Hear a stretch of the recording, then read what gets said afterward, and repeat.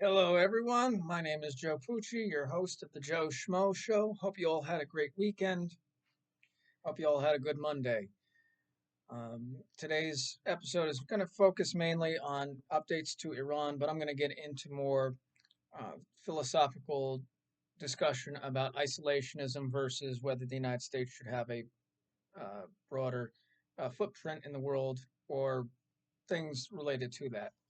So, quickly for the first part, there was no strikes on Iran yet. Um, I was looking for something to happen over the weekend.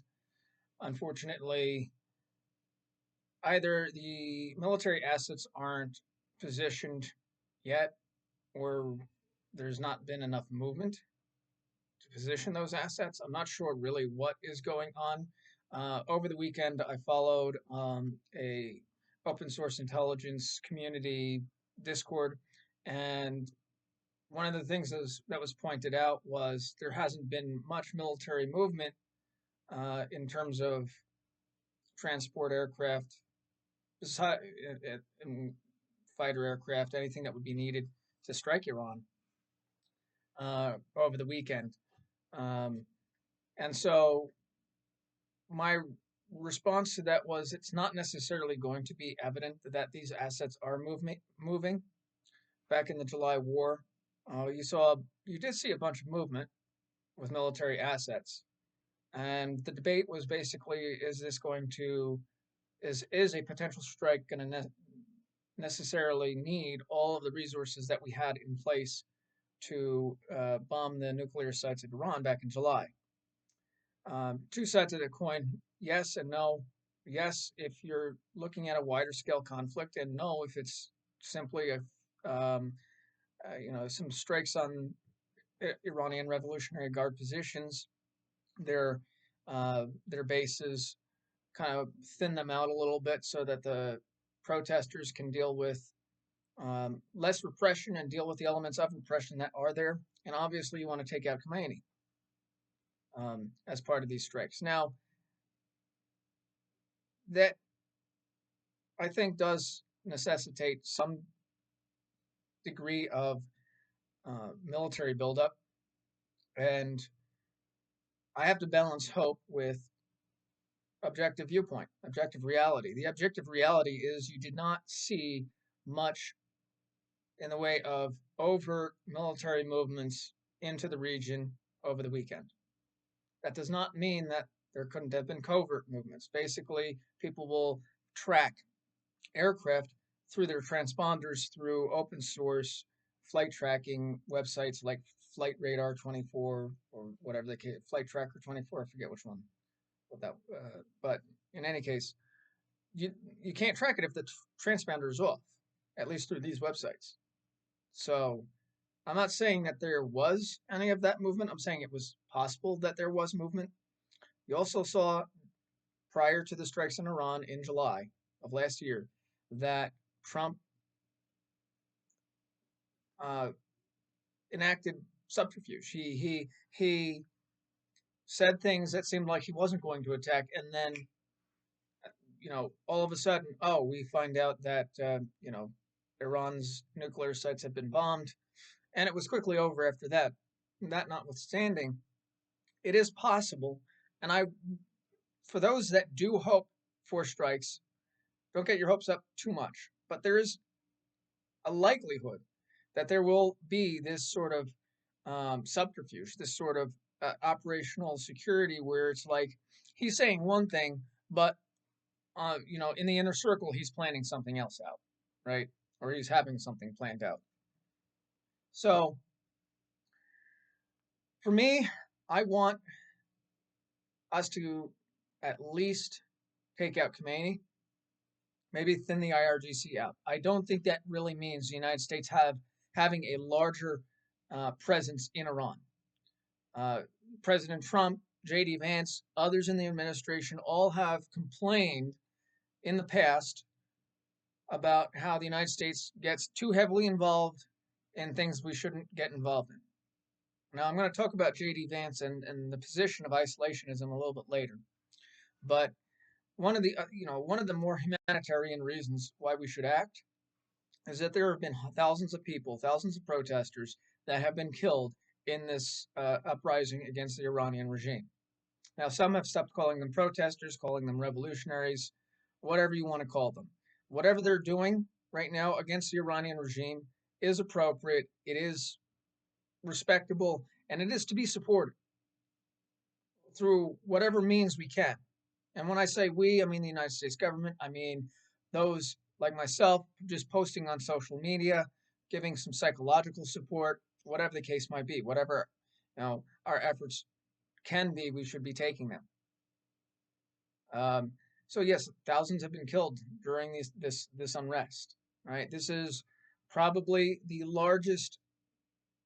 um, the largest threat to the Iranian regime that we've seen since 2009, and probably even before then. This is the most severe threat to the Iranian regime, and I believe I said it on my last podcast or the one before that. There is damn good reason for the United States to be interested in the fall of the Islamic Republic of Iran and to put or to have put or for there to be, not necessarily that we're engaged in this, in pushing this, but that there be a more secular democracy in Iran like there once was. Okay, the Iranian regime, the the theocracy there has only been in place for 47 years. So there's a lot of people in their 60s, 70s, maybe 50s if they were teenagers or younger at the time that remember pre-theocratic Iran. It's not like they've been like this for centuries. It's not like Iraq. It's not like Syria. It's not like uh, you know. I mean, Jordan has had a kingdom and has gone through its own problems. It's not like Saudi Arabia. Let's use that as another example. Some of these places don't have history of democracy. Iran does, and a lot of people are still alive that remember it and remember the problems that occurred during that period of time that led to the Islamic Revolution of 1979. To be sure, all right. The also been quite a bit of a debate of over whether we or people should support, or let me just in the general that Reza Pahlavi, the exiled crown prince of Iran, should be supported to lead a transitionary period in Iran from, if the theocracy, if the Islamic Republic were to fall, to lead that transitionary period so that there can be legitimate democratic elections at some point in the future. And that some point in the future certainly is not going to be 5, 10, 15, 20 years from now. No, a year, at most maybe 2 years. It depends on how stable that country can get and get back on the right track before there can be legitimate elections where people aren't you know subject to some of the abuses of some political parties or the I always forget the word opportunism of some political elements that would take advantage of crises that are on their way to being solved, such as an economic situation. Uh, but anyway, the point is, yes, I personally think that perhaps, and this is up to the Iranian people to decide. By the way, this is not up to me. This is not up to America. This is not up to Europe. But I do think that Reza Pahlavi would be a good transitionary figure to lead Iran, not staying in power for a significant period of time, but during that transitionary period, bringing together the different ethnic and other elements of the Iranian society and hashing out the differences, leading a period of time where Iran can bolster itself economically and deal with the issues that it faces right now without the the fact of the Iranian theocratic, the mullahs in Iran creating chaos and destroying their economic potential. Because a lot of their economic potential is going to depend on import export. All right. Um, which leads into another issue, by the way, which I'll get to, and that is how ineffective the European Union or individual European countries and the UN is in this situation and have been, and how much they rely on the United States. I'll get into that in a moment. But as far as the economic concerns are, currently Iran does about $4 billion. I'm sorry, $5 billion worth of trade with Europe. Still, 4 billion of that is in exports. So Europe is exporting to Iran $4 billion worth of goods, and Europe is importing about $1 billion worth of goods. Among other trading partners, one of the large, well, the largest one is China, and obviously the United States and China don't have particularly a good relationship right now. So pressure on China in regards to its relationship with Iran may end up just pushing those two closer together as long as the Ayatollah, the theocratic regime remains. Um, but that's their largest export part. I mean, their largest trading partner, export and import. Most of that is actually oil going to China, by the way. And then you have $5 to $6 billion worth of trade, export, import with Turkey, which is supposedly, I mean, it's a NATO ally. It's a supposed ally of the United States. I'm going to deal with Turkey in a separate podcast, but that's one of the countries that is becoming more and more of an issue as time goes on. That's kind of flying under the radar to some extent within many circles, much like China did for 10, 15, 20 years um, between their entrance into the WTO and finally in 2015 when Trump started campaigning. And one of his major campaign issues was our relationship with China, economically speaking. But as far as it pertains to Iran, a lot of this can be alleviated and these numbers can grow, especially with Europe, especially with the United States, if the theocracy were to fall and you had a legitimate uh, government in Iran. And during the transitionary period, to be more to the point, this economic situation is one of the first things that is going to be addressed.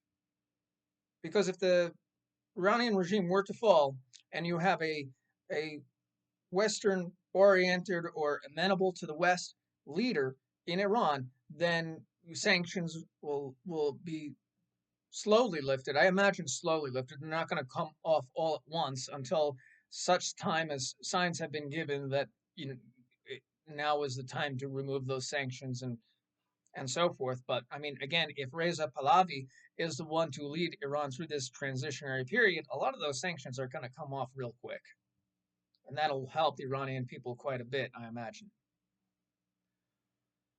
Unfortunately, one of the other aspects of this whole situation, with thousands of people being murdered in the streets and open conflict between the Iranian authorities of repression, oppression, really, in the Iranian people, is how ineffective Europe is, how ineffective the UN is in addressing this. It's like crickets until what, today? And today's Monday. We've watched Iran protests expand from December 28th to today, which is January 12th. Okay, you're talking about over 2 weeks, and only now are some in Europe and the UN speaking out, just saying things, right? Just saying things. Now, the EU, as an organization, as a quasi government, I guess it's not a quasi government, but that set aside, has expelled Iranian diplomats from the EU Parliament building, or whatever the case might be. So they've expelled some Iranian diplomats from EU property. Okay, whoop-de-doo. Let's be honest here. Whoop-de-doo. Why are they even there to begin with? And another question, why is Europe at all, minus Turkey, because that's a separate issue entirely, doing any business with Iran? while these anti-Western zealots lead this country of 90 million people and wreaking havoc on the world. Now, I said before in the previous podcast on Iran that Iran is responsible for funding and to some degree directing terrorist organizations around the world. Whether that's Hezbollah, whether that's Hamas, they're directly implicated in the October 7th attack on Israel. And some of these have affected Europe. Now, granted, Europe has faced more of a threat from Sunni um, terrorist organizations like ISIS than Iranian-backed terrorists. But Iran has carried out assassination attempts and actual assassination, successful assassination attempts across the world through their tentacles, and this is all that's not acceptable, right? Or to the degree that international law, well, to the degree that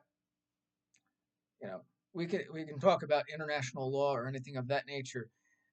There's certainly something that Europe can do, and I mean the EU, and separately any country within Europe as the continent, which I'm including the UK, which is not part of the EU, right, can do in relation to Iran when these things happen, and they still don't do that. They still maintain diplomatic relations even after the 1979 revolution and the rise of this anti-Western, well, they weren't the anti-Western religious zealots that came to power in Iran. Now, I was going to say Marxist, but I don't believe this theocratic regime is Marxist in nature specifically. What I'm referring to is the fact that Marxist or communist elements aligned with the same theocratic proponents back in 1978, 1979, which led to the rise of the Ayatollah, the Islamic regime. Now, as far as whether those Marxist elements are still a part of Iran, I believe it was kind of like once they got into power, they turned on their former allies. I'm not as read into the history of the Iranian Revolution as perhaps maybe I should be, and I'll do some research into that topic and at a later time bring that up because I know a lot of people, or not necessarily a lot of people, because not a lot of people are actually watching this yet. But in any case, I'm sure you're probably asking yourself, how long are you going to talk about Iran? Jeez. I get it. It's one of the major events that are going on right now, and it leads to a number of discussions that can be had, though. Speaking of leading to other discussions, I think I did mention this part as well in a previous podcast, not to rehash something I've already said, but more specifically, uh, uh, it has been reported. Now, I don't know if this is verified or not. It seems like one of those sort of leaks you get out of the administration from time to time, or even Congress for that matter. That J.D. Vance is pushing, Vice President Vance is pushing for a diplomatic approach.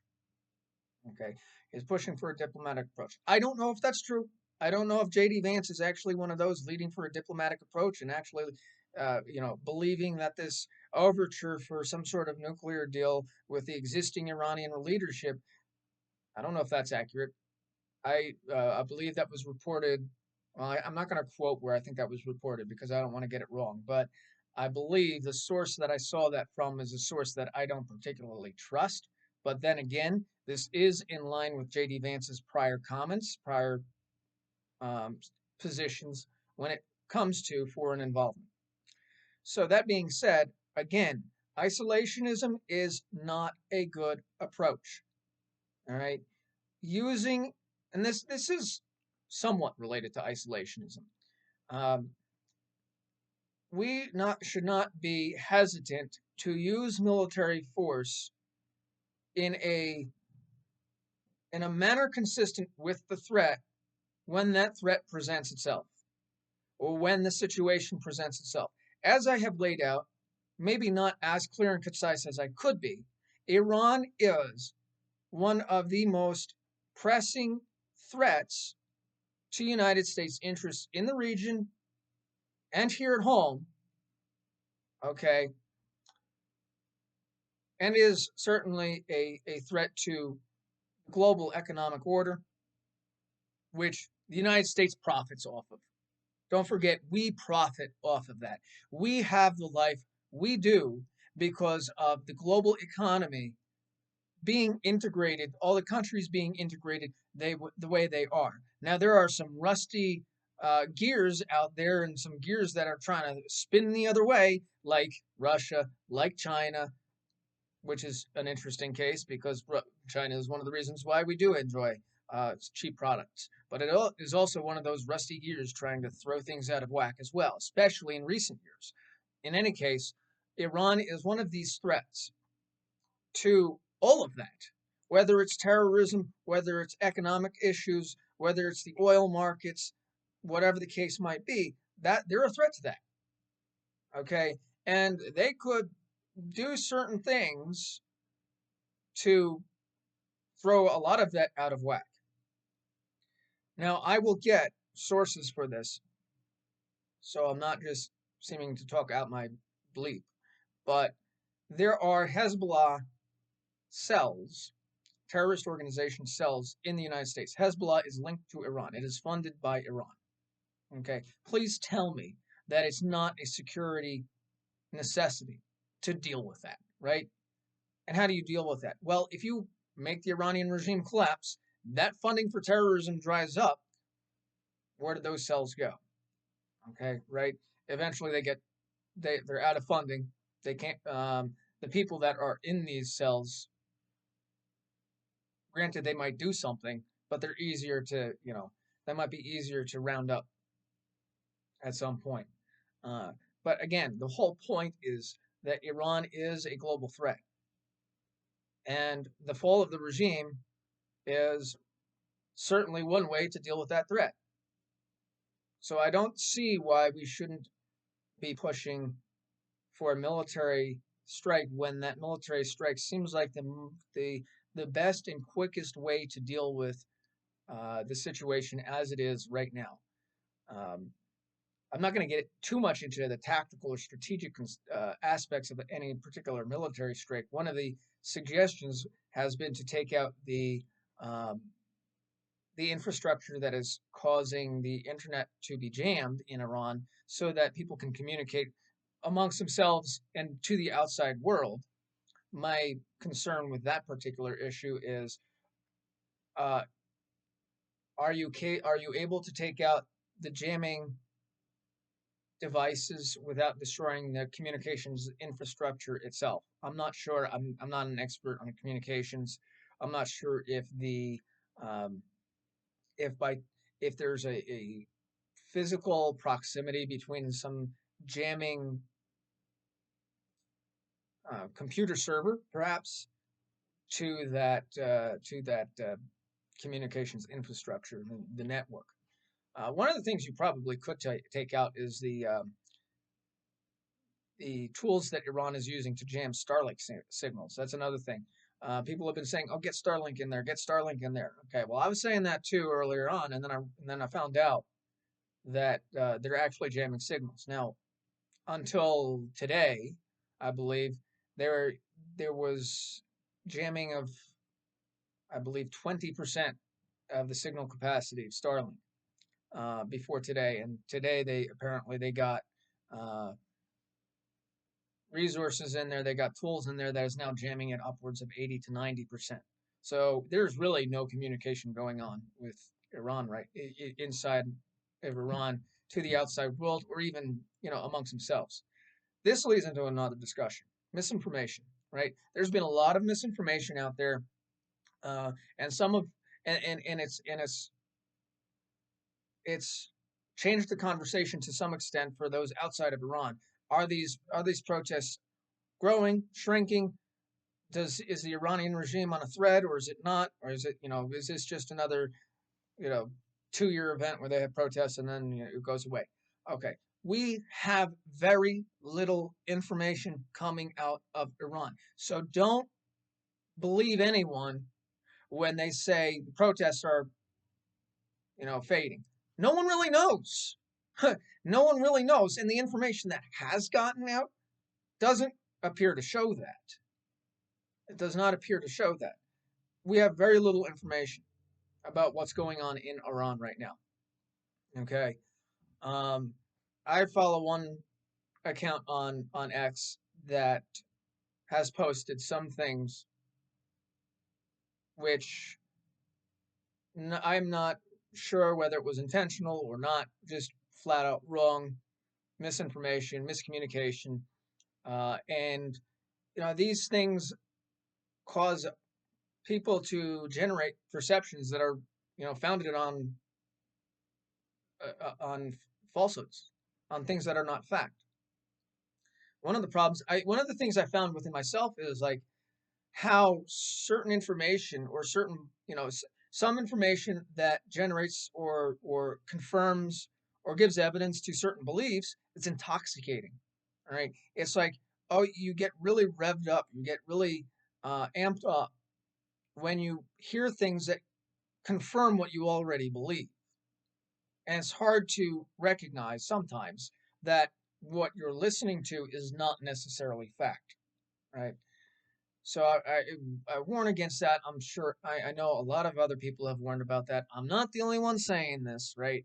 I will say that as far as my podcasts go, I try to relay information that is truthful. And note when I'm just talking about my own opinions, but if I'm wrong about something, I want to be called out about it, and I'm trying to make sure I don't say anything that is wrong because I don't want to spread misinformation. Now that means that sometimes what I say might not be as like poignant as it could be, like calling out a news network. I don't remember what exactly news network it was that reported this when it came to JD Vance and his pushing for diplomacy first. I don't remember. I'm not going to say that, but it has been reported. Um, so, I, you know, as I said, like without a degree of skepticism and a willingness to explore the different factors, the different positions of an argument, or the different when information isn't very clear, uh, the different positions on that, you know, that's when you understand better, right? And you can uh, counteract the effect of misinformation and that emotional high that you might get when things seem like they're going the way you want them to go, right? Now, I don't think I've mentioned this yet, but as it pertains to Europe and the UN in relation, I started to, and then I went off on a tangent, didn't I? But here's the thing: when it comes to Europe, when it comes to Europe, okay, or the EU, the fact that they are unwilling to or cannot engage in engage actively with threats that are much closer to their sphere of influence than it is ours, geographically speaking, when they have very good reason to do so, shows that is just evidence of what many have been saying, including President Trump, that they rely on the United States way too much. Now, I haven't talked about the Greenland issue. Maybe I will next podcast. I don't really care about it too much. I'll get to it eventually. But one of the points is Europe is not doing enough for its own defense. It's not doing enough to project power when they feel like, their interests abroad are under threat or that they feel like they should. And generally speaking, because the United States and Europe are generally aligned in terms of like foreign outlook, in terms of world outlook, I say generally, there's no reason why we shouldn't be pushing Europe to take up more of a responsibility in the world.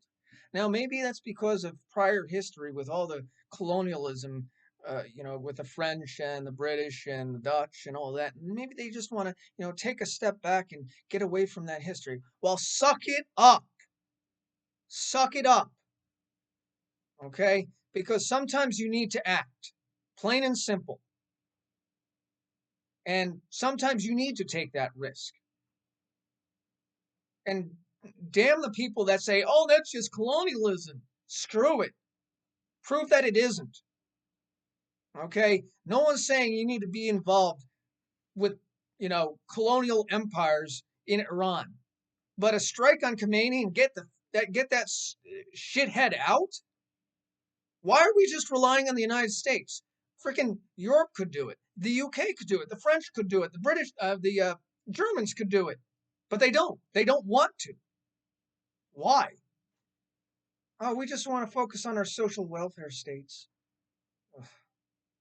And the UN, I mean, the whole response to the Iranian protests, the Iranian revolution that seems to be happening, the uprising by the UN is garbage.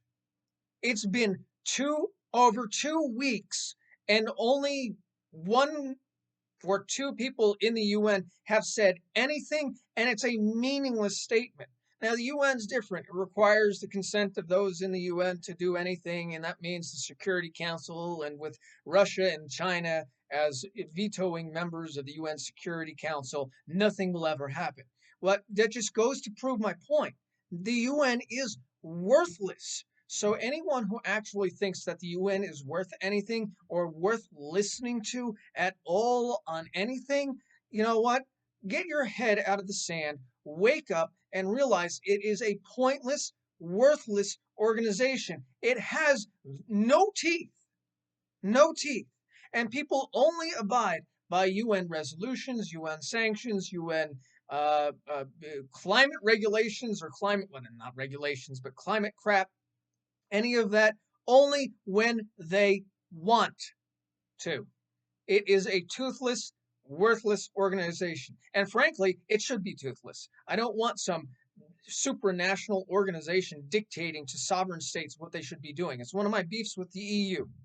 But I'm not a European citizen, so I'm going to stay out of that argument for the most part. But don't you dare dictate to the United States that we should be doing X, Y, and Z when you have no sovereignty. You only have power granted to you by those who will you to have power. You don't have power by yourself. And in this case, the inaction and the silence by the UN Human Rights Council or others in the UN that would have a say on the matter, should be speaking up, is deafening, and it just goes to show how worthless that organization is. Now I'm going to end it here. I know this one probably has gone longer than my other two, other weeks' podcasts. I apologize for that, but I'll have another podcast out tomorrow. By the way, the hub for my social media, the hub for these podcasts, and anything else that I relate in relation to my views on things is my X account, which is Joe _ Oklahoma, as in the state. That is Joe, Joe underscore, just that little underscore, Oklahoma, AOKLAHOMA. Thank you. I'll see you tomorrow. If I can shut this off.